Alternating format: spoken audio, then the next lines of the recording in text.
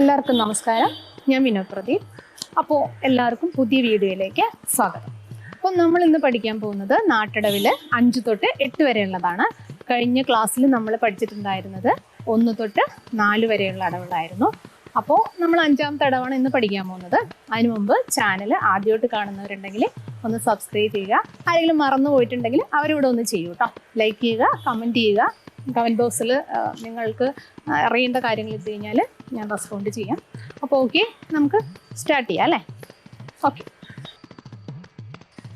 5ാമത്തെ അടവിൻ്റെ കാലുകൾ നോക്കാം ആദ്യം. ഓക്കെ,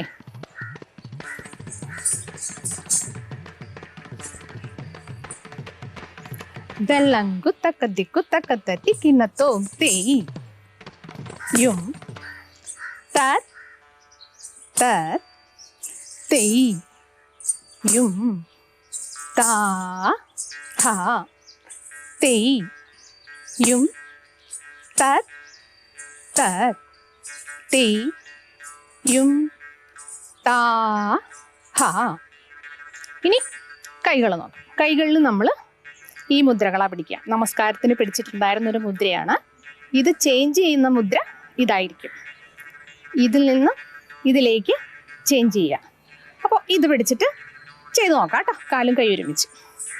ദള്ളങ്കു തക്കത്തിക്കു തക്കത്തത്തി കിട്ടത്തോം തേയ് യും തത് തത് തേയ് യും താ ഥാ തേയ് യും തത് തത് തേയ് യും താ ഥാ തേയ് യും തത് തത് തേയ് യും താ ഹാ തേയ് യും തത് തത് തേയ് യും താ ഹാ തേയ് യും തത് തത് തേയ് യും താ ഹാ തേയ് യും തത് തത് തേയ് യും താ ഹാ. ഇനി നമുക്ക് 6ാമത്തേൻ്റെ കാലുകൾ ആദ്യം നോക്കാം. ദളങ്കു തക്കത്തിക്കു തക്കത്തത്തി കിട്ടത്തോം തേയ് യും തത് തത് തേയ് യും താ ഹാ തേയ് യും തത് തത് തേയ് യും താ ഹാ. അപ്പം ഇനി കൈകളിലൂടെ ചേർത്ത് നോക്കാം.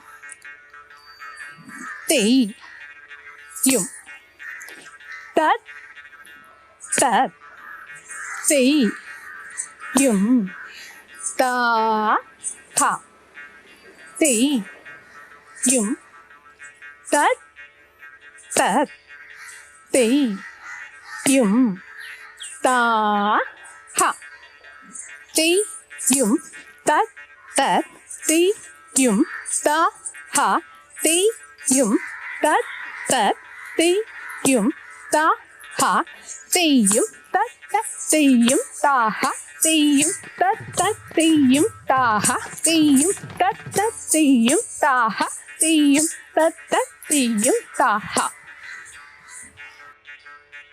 നമുക്കിനി 7ാമത്തേൻ്റെ കാലുകൾ ആദ്യം നോക്കിയിട്ട് കൈകൾ നോക്കാം. ദളങ്കു തക്കത്തിക്കു തക്കത്തത്തി കിട്ടത്തോം തേയ് യും തത് തത് തേയ് യും താ ഹാ തേയ് യും തത് തത് തേയ് യും താ ഹാ. അപ്പോൾ നമുക്ക് കൈകളൂടെ ചേർത്ത് നോക്കാം കേട്ടോ. കൈകൾ ഇങ്ങനെ പിടിച്ചിട്ട് താഴത്തേക്ക് എത്തണം കേട്ടോ. കൈ ശ്രദ്ധിക്കണം. തേയ് യും തത് തത് തേയ് യും താ ഹാ തേയ് യും തത് തത് തേയ് യും താ ഹാ തേയ് യും തത് തത് തേയ് യും താ ഹാ തേയ് യും തത് തത് തേയ് യും താ ഹാ തേയ് യും തത് തത് തേയ് യും താ ഹാ തേയ് യും തത് തത് തേയ് യും താ ഹ. അപ്പോൾ നമുക്കിനി എട്ടാമത്തെ തടം നോക്കാം. ആദ്യം നമ്മൾ എപ്പോഴും ചെയ്യണ പോലെ കാലുകൾ, ഇതിനൊരു പ്രത്യേകതയുണ്ട്, അതിൽ ഇരിക്കുന്ന പൊസിഷൻ കൂടെ വരുന്നുണ്ട്. ആ എന്താണ് പൊസിഷൻ്റെ പേരെന്ന് പറഞ്ഞു തന്നിട്ടില്ല, മുഴുമണ്ഡലമാണ്. അത് പിന്നീട് എല്ലാം മണ്ഡലങ്ങൾ പഠിപ്പിക്കുമ്പോൾ പറഞ്ഞുതരാം. ഇപ്പോൾ ജസ്റ്റ് നോക്കുക, നമുക്ക് എങ്ങനെ ചെയ്യാൻ നോക്കാം കേട്ടോ.